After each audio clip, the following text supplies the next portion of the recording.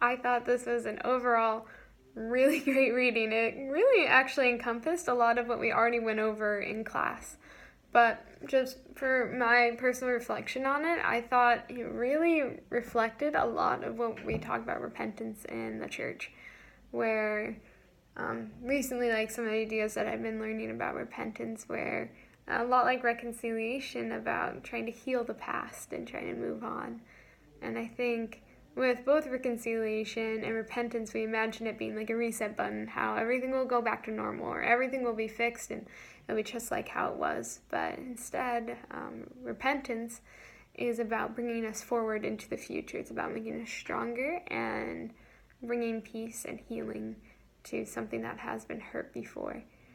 And I think that is true with reconciliation as well. So that was a little bit part of it. But another side of things in this article that I thought was interesting is when it started talking about the stories that we tell.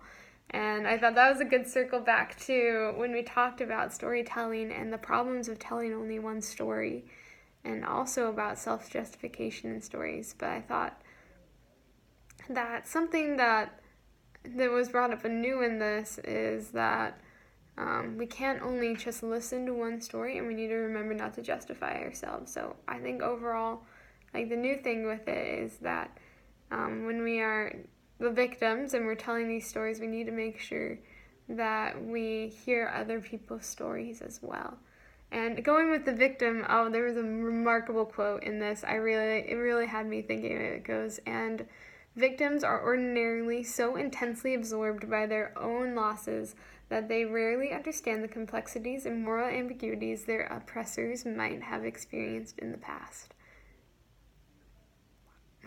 So, with that quote, it really made me think about the times where I painted myself as a victim, or as I've been hurt by someone else, or when I've read stories or anything else like that, where when we see ourselves as victims, we are very focused in on ourselves, that we are the ones who have hurt, we are needing of help, and with that all, it just reminded me of the need to take a step back from ourselves and to not focus so intensely on ourselves and making sure that we're okay. I think going back to the gospel with Jesus Christ, I was reminded of like that saying about like, well, he hit me, so I hit him back, and like, or why'd you hit him? Because he hit me. And I think that's where a lot of victims feel like they need to get justice, they need to hit them back.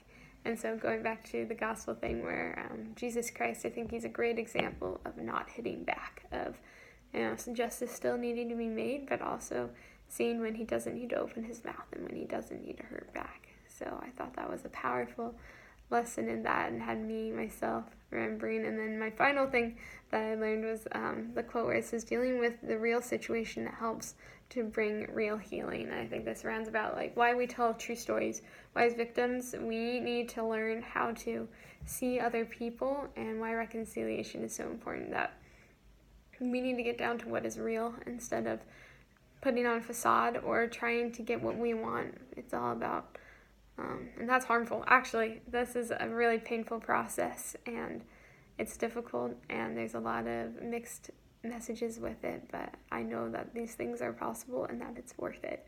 So thank you so much for this reading. I really enjoyed this, and I hope that you are having a great day.